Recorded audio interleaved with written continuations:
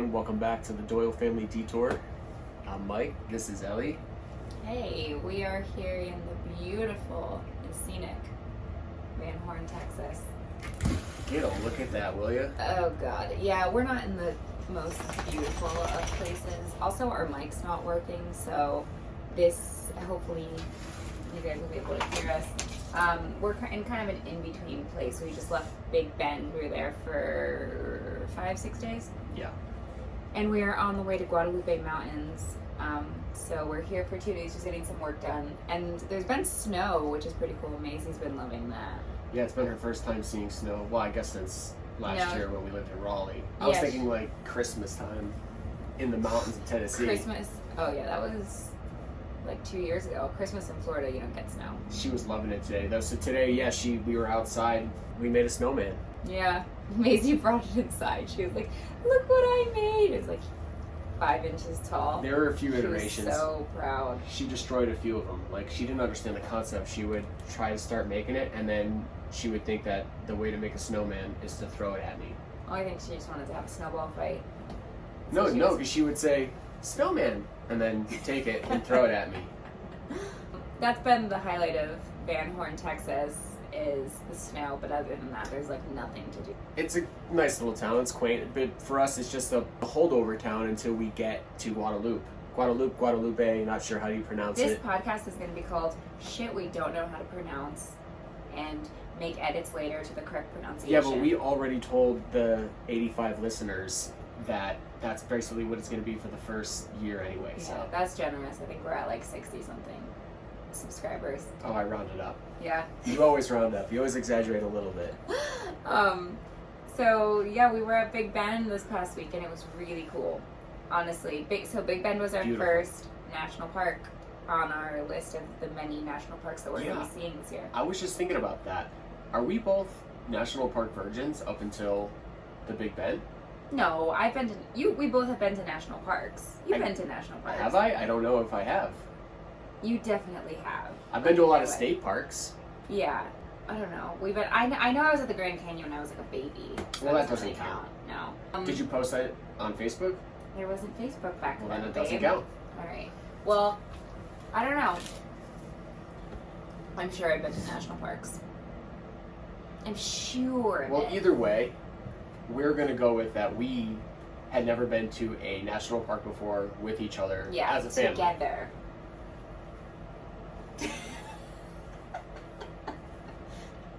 So, Big Bend was the first national park, and it was a good one to start with. Where do we even begin? So I guess we should start with the drive, getting into it, yeah. Up to that time, that was the most, I guess, beautiful drive that I have ever drove myself. If you look at a map, we started in like the green area, and then you kind of drive into like the brown, where it's more desert, there's more mountains, it's more, a lot more scenic. So the drive was just like you start to see all these like rolling hills, and then it gets bigger and bigger, and then all of a sudden like these rocks start to like jut out of the earth, and then I start to feel this sense of like I am so minuscule, like I'm just like a little speck in this universe. Like how is this possible? Just wait till you get to the Colorado man. Oh, I can only imagine. But no, I think Mike described it pretty funny one day when we were just looking at the mountains. He's like, "Don't you feel like they're just sleeping dinosaurs, and it's just like there's just like a layer of grass over them, and they're just gonna wake up at any moment and be like." Rrr. Yeah, I mean the way the ridges were, it just looked like they did look Godzilla was just sleeping. Yeah. And it was just he was covered by just like this small layer of of grass and dirt. The drive was really pretty, and then we lost signal. So for those going to Big Bend, know that you are not going to have signal anywhere in the national park. I'm sure that's the norm for most national parks, but we can only speak to Big Bend right now, and there was absolutely no signal for neither AT&T or T-Mobile, but from what I hear from talking to other people around the park, there's just no signal anywhere. And you also need to get gas before you start getting into the park, because there is very few gas stations. Mm-hmm. So I think we got gas around this city called Marathon, or was it Alpine? before we drove into Big Bend, and then there's one small gas station inside Big Bend National Park at the visitor center called Panther Junction. But besides that, there is no gas anywhere around. No gas, no grocery stores. You are bare bones, so come ready. Well, so let's preface with, this is how vast Big Bend is. We probably traveled 200 miles within the park, just going back and forth between 2 or 3 days, and we didn't even see the other side of Big Bend, which I believe there is another gas station. So there is one in Panther Junction, which is kind of in the middle of Big Bend, but it is so vast that we didn't get to the other side. And apparently on the other side, on the western side of Big Bend, is where you're going to get a few more towns, a few more RV parks. It's a little bit more populated. Where we were at Stillwell RV Park on the other side, which is like the eastern side. We were close to the Persimmon Gap entrance. Right. So we stayed at Stillwell Store and RV Park, and that was about 8 miles to the Persimmon Gap entrance to Big Bend. Yeah. So when I did the planning, I was like, okay, cool, there's an RV park with full hookups. We would have been coming from, X amount of days boondocking. Let's get full hookups. We're close to the parks. We were not close to the park. We were close to the entrance, but we weren't close to any hike. At all. And that just gets back to like what I was saying about it being so vast. Yeah. It took us 8 miles to get in, but like once you get in, I think the nearest hike that we went on was about 35 miles from the entrance. Yeah.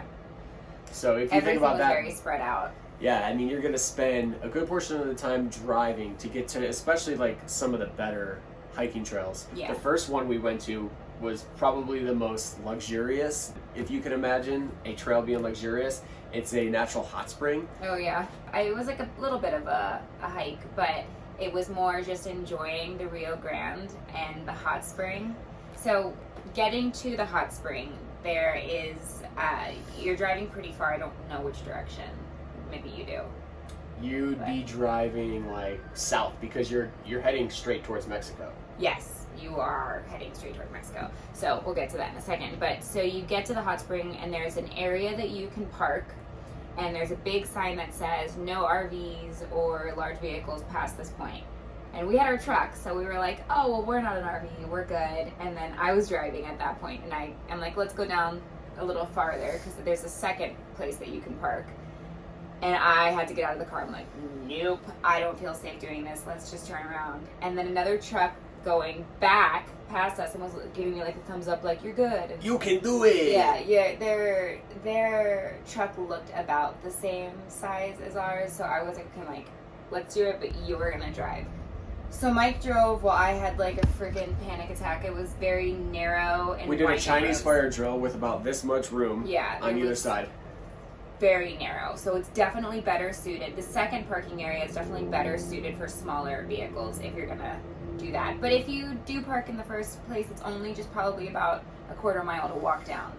So once you park at the second parking lot, then it's another quarter mile to the hot spring, and you pass some cool stuff along the way, like an old, like what used to be a post office, and like water, picnic areas, and it's just kind of like a pretty beach hike, I guess you would say.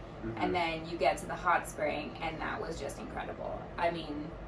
Really cool. It was my first time experiencing a hot spring like that, like where it's just in nature, because the ones I had been to in Colorado are almost like public pools that they funnel in the hot spring water, but you're just kind of in like a public pool, and you're like, okay, not that cool. Well, it was kind of like that because the hot water comes from a pipe that's being directed from some hot spring somewhere. Yeah.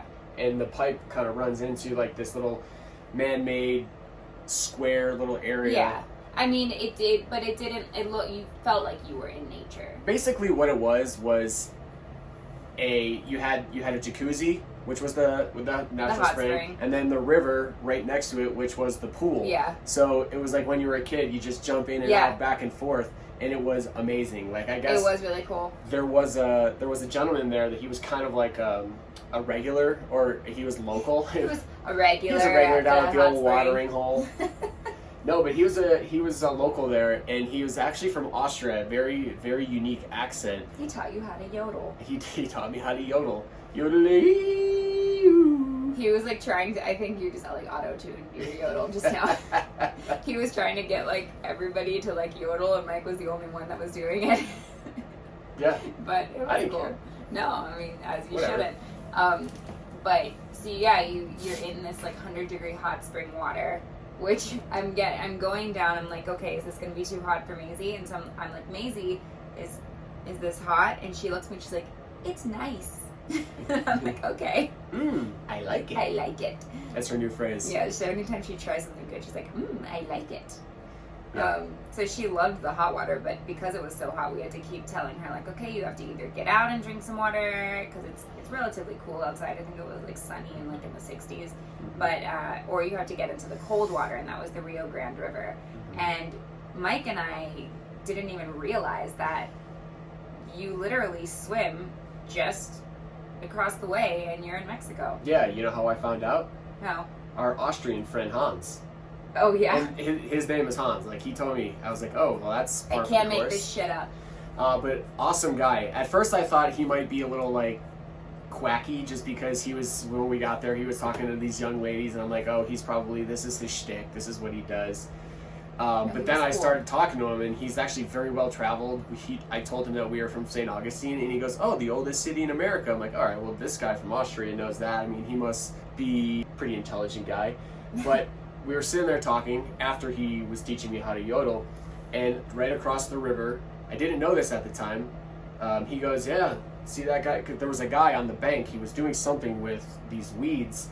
He's like making like a shelter or a grill or something, but just right in Mexico, just right there. Yeah, and he's like, Jose, make me a margarita. And I was like, oh, you know that guy? He's like, yeah, he comes down here every day. That's Mexico.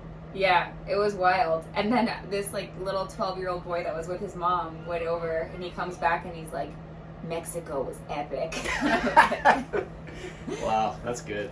But yeah, the Rio Grande River was beautiful, so it was really nice. Like, you would cool down in there and then get warm again in the hot spring, and it was just a really cool day. Yeah. And we probably spent, almost 2 hours just hanging out there, talking to other full-time families. That was my first time meeting another full-time traveling family, and it was I think for me they had 4 girls. Yeah, and she was pregnant with another baby. I didn't ask if it was a girl. I don't even know if they knew, but it was the first time I felt like, okay, this is what it's supposed to be like. This is what we're doing. This is why we're doing this. It's not just like getting there and things breaking and going with the punches. It was like enjoying. I think that was the first day we actually felt like, this is why we chose to sell our house, to make this huge gamble. This was the first day we felt like, this is why we decided to do all these things. Yeah. I mean, just how happy Maisie was, and just like all these cool new experiences and people that we were talking to from all around the world. It was really cool. So that was our first real day exploring Big Bend. Yeah. Leaving there, we stopped into the little gas station at Panther Junction and got like some Mexican Coca-Cola and Mexican beer. We bought Maisie a popsicle, but she was sleeping, so we ate it. What are you gonna do? It's gonna melt. Yeah. She fell asleep in the car. She was so tired, but yeah, it's a really cool area. I definitely recommend doing the hot springs, and it's great for children too. All ages. I mean, that was one of the more popular ones too, so get there early. Yeah. Then our second day at Big Bend, we actually had more of a like errands day. We drove into Alpine, which is pretty much the closest like city, I guess, town, it's whatever. 70 miles from where we're staying. And it was 70 miles. I mean, so we got all of our groceries that day. We went to USPS, because I had to drop off, orders for my t-shirt company. Fill up propane tank. We filled up our propane at Tractor Supply, and just got gas there. We did like all the errands we could, and that pretty much took up our whole day. And so, really, I'm stressing this again. If you are going to go to Big Bend, come prepared. Come with your groceries, come with your propane, come with, all your ducks in a row, because you are going to be in the middle of nowhere. You're going to be far from everything. So that was our second day. And then our third day, we did our really big fun hike. That was Lost Mine Trail. When she says big and fun, she means challenging. Yeah, it was a challenge. I mean, I don't think Mike and I are in the best shapes of our lives. And Mike was also trekking like 40 extra pounds on his back, because this is a hike that if you're coming with children, you want to be wearing them. Well, I guess I should say it depends on their age. I would say young children, they'll need to be either worn or have some kind of hiking backpack. But it was challenging. All that being said, it was one of the most beautiful view, incredible, gorgeous. One of the best views I think I've ever experienced. The whole way as a hike. up too. You know, like it wasn't just like you get to the top of the. Did you say the name of it? Lost Mine Trail. Yeah, I did. Yeah.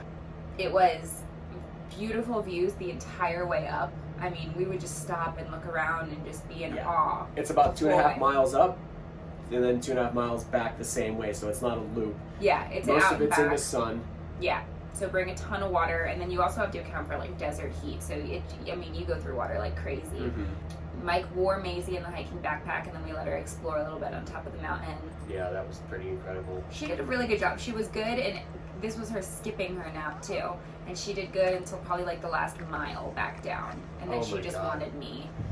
Oh, that was one of the more stressful parts of this trip so far, because going into it, you know, they mince no words. They tell you this is bear country. This is black bear country. You know, right when you park, you'll see like this big box that is with a lock on it saying, "Hey, if you got any food, put it in here because you do not want to have food on this trip." So, you know, it's very apparent that like you're in bear country, you're in their world. So having that in the back of my mind, mountain lions too. Mountain lions too. Mountain lions. Signs everywhere. It's mountain lions. Yeah, mountain lions are, but they say mountain lions come out more in the morning and at night because they hunt at night. So that's the only time really people ever see them. But bears, I mean, they can be out all, you know, day and night. So the last portion of us going down, Maisie got real agitated and just started crying, bawling, and I'm just thinking in my head, oh, she's gonna attract the bears if she cries like this. Like Mike started saying like, Maisie, you're gonna bring the bears, you're gonna attract the bears, and I was like, what are you talking about? I feel like if anything that would You're make telling the me bears there's go not away. it doesn't sound like there's truth to that? No, I think it's the opposite actually. I think that if a bear heard a screaming child, that it would like go away. Like it wouldn't want to be near that. See, I took it as, oh, this is lunch. I don't know. Maybe someone listening can let us know in the comments if bears would be more attracted to a screaming child. I am saying, if you know a bear out there, please let us know. Okay, I think that it would be deterred from scream crying, and Mike thinks that it would be attracted to scream crying. So let us know what you think. Yeah. But please put it in the comments. Anyway, so we had a pretty good day. It was a absolutely beautiful hike. I mean, no words could do it justice. And I'm so glad we got out that day because that was the last day of good weather. Because then it got into below freezing temperatures. Well, before we get into the freezing temperatures, I also wanted to mention that night, I don't know if it had anything to do with the bears or whatever, but that night was the first night that I got the sketchy vibes. Oh yeah. And I was pretty much up all night. Just the idea of you being in this completely vast area, and we were the only people in our campsite that night. And the guy who runs Stillwell, because everybody else wanted to be in the park, we should have camped in there. Yeah, he was kind of a sketch character. And then I went to go to the bathroom outside at night, and like the shed doors were wide open. You could see like chainsaws and like. He was freaking himself out. It was fine. Every horror movie trope was like running through my head that night, and then with us not having any signal, being out in the middle of nowhere with nobody around us. It was a real Hills Have Eyes situation. It truly was. And then I had this like, oh my God, my family's in peril, and that was the first night that I felt like, because I guess a lot of people get it, especially if you're boondocking and you're out in the middle of nowhere, but that was the first night that I felt that. Well, I felt fine. I was just annoyed that he kept waking me up. Yeah, sorry. I would say that it is good because the price point's good. I believe it was $32 a night for full hookups, which is very affordable. It had laundry. It had a small store with reasonably priced goods. So we got like sunscreen there, water there, which is really convenient because you're right there. They did have Wi-Fi, so we were able to connect to that and have service when we were in our rig. They also have gas, which is huge because like we said, there's not a ton of gas options around, and it was like 10 cents cheaper than most places. So that was the benefits of the Stillwell RV park. It just overall seemed like kind of run down. It wasn't like I don't know. Would we stay there again? No. Was it fine for where we were? Sure. You still were able to get the beautiful stars though at Big Bend, because that's another attraction that people who come from all over to see the stars in Big Bend. And Mike came back to the RV one night after like grabbing the laundry and was like, the stars look like they're in HD. You have to see this. And we just like stood outside and just looked at the sky, and it was just, you could see them so clearly. I mean, I can't even imagine people that bring telescopes here and stuff. It looked like you could just reach up and grab one. It was beautiful. I mean, truly beautiful. And we even had some lights on around us, like where the store was and stuff. So I can't even imagine being in the park at one of those campgrounds, how just massive the sky must look. So definitely come stargazing ready for Big Bend. They do things here called like star parties or something. I was hearing people talk about that at the hot springs, where it's like led by a local astronomer and they talk about like the night sky. We didn't attend it, but I know that it's something people do here. So there was no celebrities at this party? Yeah, it was the stargazing party. There was Lady Gaga. And you just look at her? And you just She stare. just walks by and you're just like, wait, there she is. Yep, that's what a stargazing party is. You got it. So that was our day 3. Yeah, day 3 at Big Bend. Day 4, Mike and Maisie went to the visitor center and kind of like hiked around there while I did work in the RV.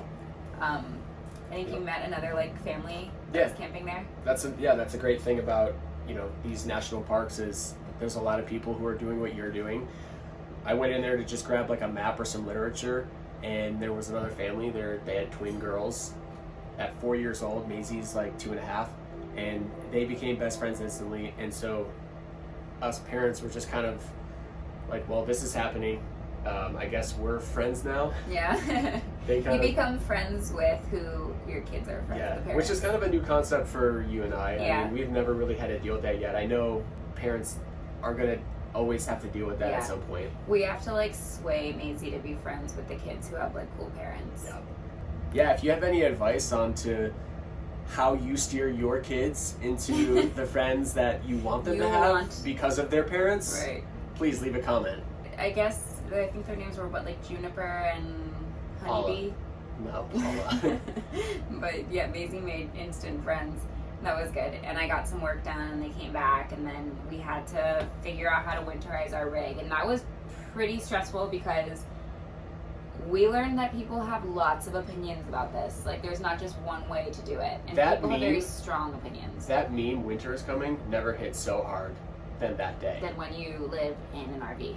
Because this is our home. Like, this is our life. Like, this is everything we own. We carry on our back and travel around with us. So the idea that all of our pipes might burst or our tanks explode because there's water that's frozen in there is a scary thing. So we got a lot of different ideas on what to do in the few hours leading up to us knowing that it was going to be under 32 degrees Fahrenheit. It snuck up pretty fast. I mean, you're talking, we had like 70 and sunny days, and then so we weren't really checking the weather apps. I mean, not that frequently, and then all of a sudden we look on and we're like, oh, it's going to be 15 degrees tomorrow night. Yeah. Like, and you can winterize your pipes, but people typically winterize their RVs when they're storing it. Yeah, when you're not going to use it, because you can't use your plumbing once it's been winterized. Yeah. So you can't really comfortably live in an RV once you winterize it with like antifreeze and all these other things.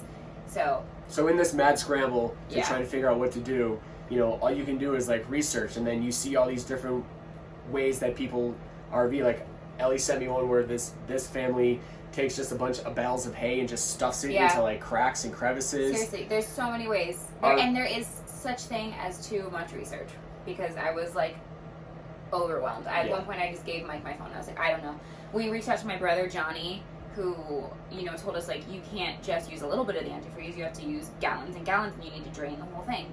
And then Facebook groups and reaching out to people was like, yeah, you can use just a little bit just to keep your plumbing going and blah, blah, blah. And then, like, I reached out to this other guy. I mean, everyone has different ways of comfortably living in their RV. It comes down to what you want to risk and what you want to use. Thankfully, there was a guy that came to the Stillwell RV park next to us.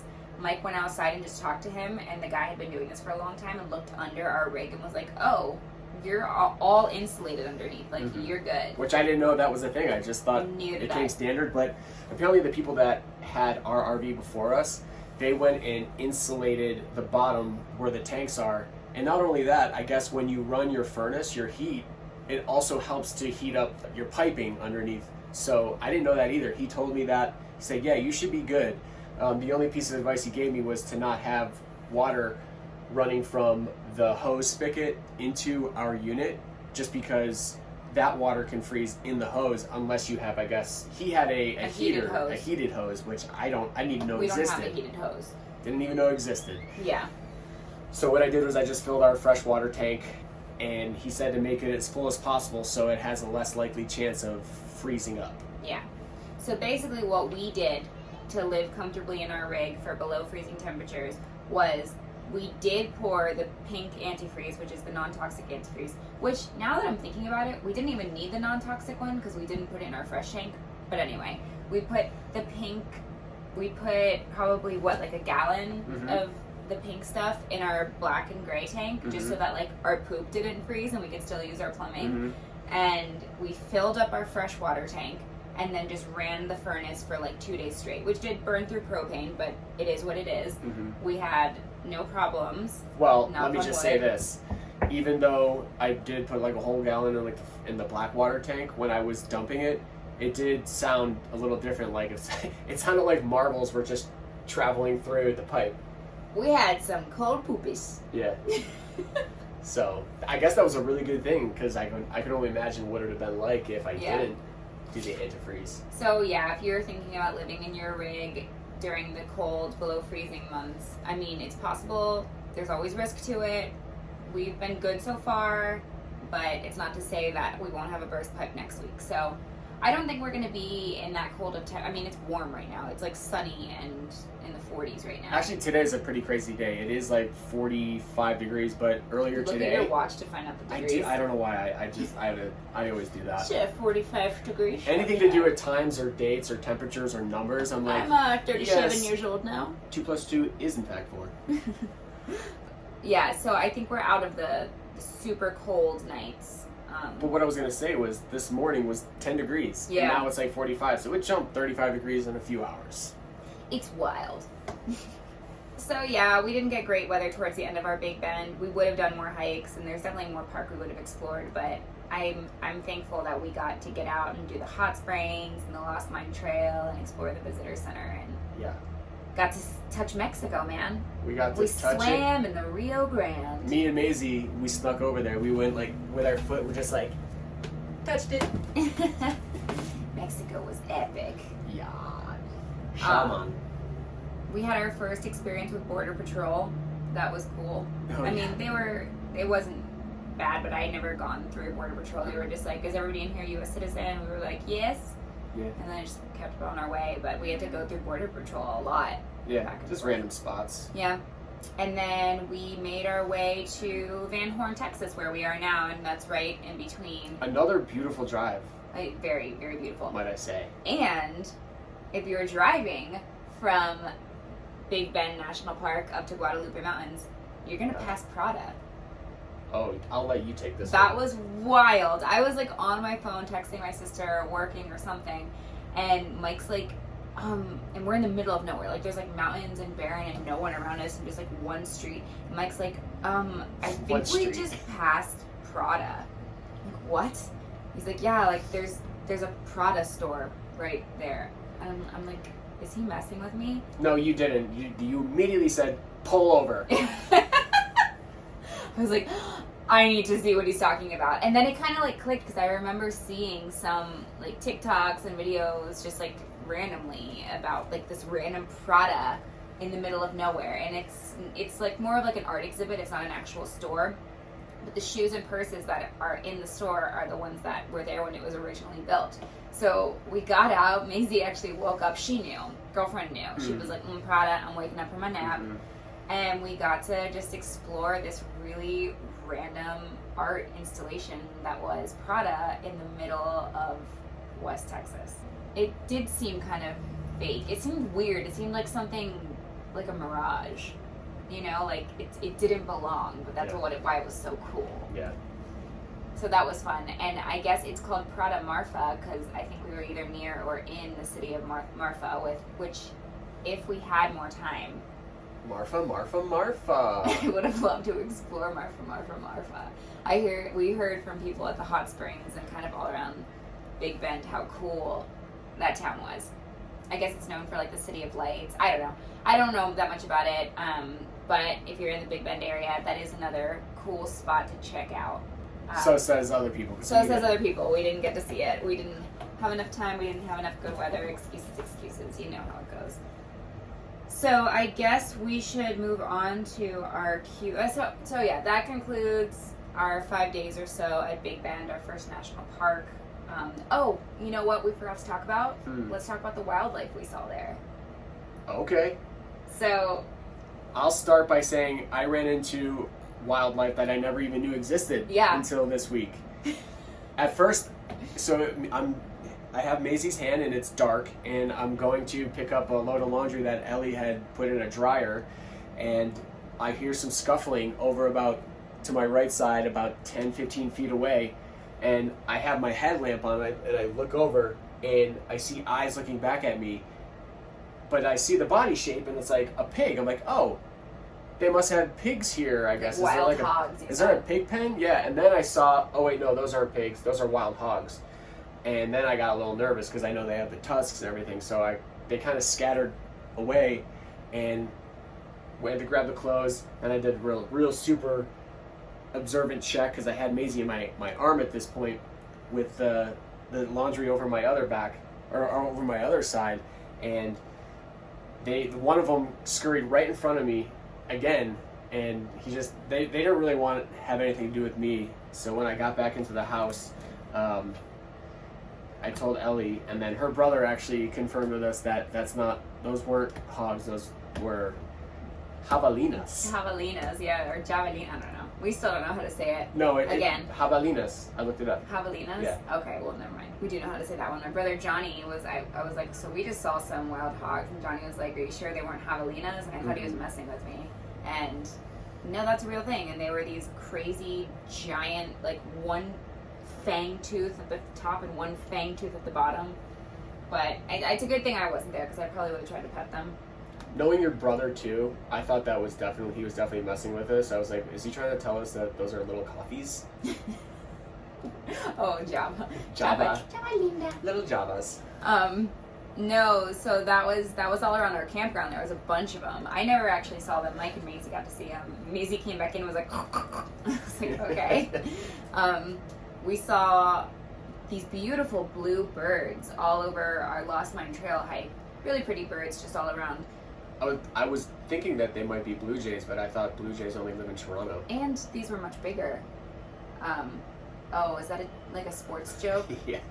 We saw some deer and some random rodents. Remember that rodent crossing the road? You were like, that's a skunk. I'm like, that was not a skunk. I still have to look up what rodents are populate like the West Texas Big Bend area, because we saw some weird rodents.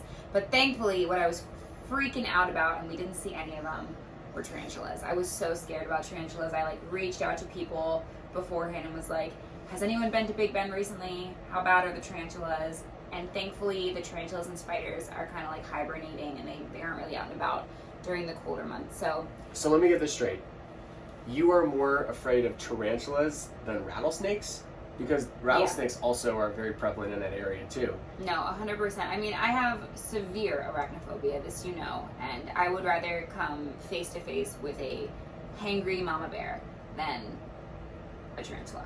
And that is the truth. Strike me down. Even if you had more of a chance of dying from a bear or a rattlesnake bite? It's not a logical fear. It's a phobia. Fair enough. But thankfully, I did not see one spider. I mean, I was so nervous. I had to take 2 anti-anxiety medications to go on the Lost Mine Trail hike, but not one. It was great. So if you are very afraid of spiders and very afraid of snakes, I would suggest going to Big Bend in the colder months because you are less likely to have an encounter with them.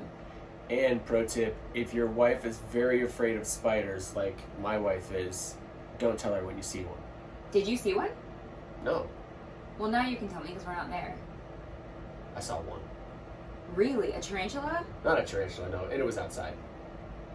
Scurrying around our RV. At Stillwell? Yeah. Like how big? Like $50. Ugh. Did you kill it? I guess don't say. No. Okay. You would have to say no anyway, because you probably get canceled for killing. I truly didn't. Okay. Anyway, so let's get to the Q&A section of the podcast. So we got a text question. Do you know you have shades on your head? Shades on my head. You should wear them for the rest of the podcast. It's so sunny. These are my Tony Stark shades. I'm gonna wear these when we go to Avengers Park in Anaheim. You're so cool. I feel like a DJ. So, Trisha, my family calls her Trashy. It sounds weird to say Trisha. She's not trashy. She's very classy, but her nickname is Trashy. So Trashy in Raleigh, North Carolina asked, here's my question for your next podcast. How are the dogs doing with all of the travel and smaller living space? And how/what do they do when you are out and about? I'll give you kind of like the short version. Like, they're fine. Yeah. They're chill. They've always been chill. Even in small like a house spaces. For them. Yeah, it's a house. Like, they just find their own little nook and they just hang out there. Unfortunately, for national parks, I guess dogs aren't allowed. Even on a leash, you can't bring a dog in. Yeah. So most national parks don't allow dogs.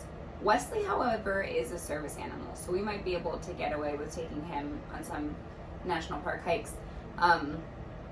Bear is kind of like our house cat. He doesn't really like to go outside, so he's totally fine. He just wants to be in his bed. He wants his treats. He wants his scratchies. But Wes does like to come out and about, so when we can take him on hikes, we do. But if not, they're chilling in here. They have their beds, their snacks. We have a dog monitor inside that tells us the temperature of our RV at all times, whether we lose power, what the humidity is, and just kind of keeps us updated, and I get text alerts. Definitely gives you a little peace of mind. Yeah. And we never leave them for too long. So it's just like them being in a normal house. I would say the most difficult part for Wes has been the travel days. Like, he doesn't really like being in the car for that long. But we started giving him trazodone. I swear, he has a knack of sitting directly behind my right ear and just going... Yeah. If the drive is 4 hours long, that's what I'm hearing and for 4 poor hours. baby, he won't lay down. He just sits up and pants for 4 hours. So we gave him trazodone. He did much better. But besides that, the dogs have been doing really good. I'm excited to go to Guadalupe Mountains for the next week because there are some hikes there that you could take dogs on. Some of the shorter trails, you are allowed to have your dogs on leash. One of the cool things about the RV park we're at now, the Wild West RV park, is just right over there is a little dog run. So it's just like a little gated area that your dogs can roam around in. So that was our week. And now we're heading to the Guadalupe Mountains. After that, we'll be in Carlsbad, enjoying the Carlsbad Caverns for a while. I'm actually very excited to be in Carlsbad because there's like a city nearby, or like the city of Carlsbad, I don't really know, but there's real grocery stores and like post offices and UPSs, and that is one thing that's hard to sustain, I think, with this lifestyle, like being so remote that you don't have any signal and you don't have access to like Walmart. They don't have one space heater in all of Van Horn. I called up, I went to Dollar General, I went to the one hardware store the here. appliance store, I went to a hardware store, and none of them have it.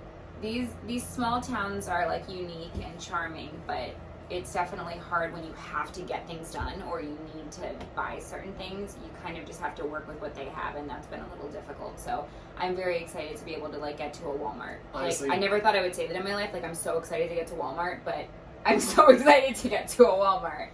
Until then, please feel free to subscribe, like, follow, visit us on TikTok, Instagram, the blog. I have to get better about posting in the blog, but I'll do some blog posts this week. Check out our Etsy shop if you're in the market of some t-shirts. Valentine's Day is coming up. Reheated Coffee Club. Reheated Coffee Club on Etsy. But you can find all this information in our LinkedIn, linked below. Oh, it looks like I'm pointing to my cooter. Below. All right, guys, thanks for checking in this week. Hey, podcasts, you can find them on any major platform. And if you like the podcast and you want to actually see some extra clips and videos of things that we're describing as we're talking, then check it out on YouTube. Yeah. See you next week. Bye.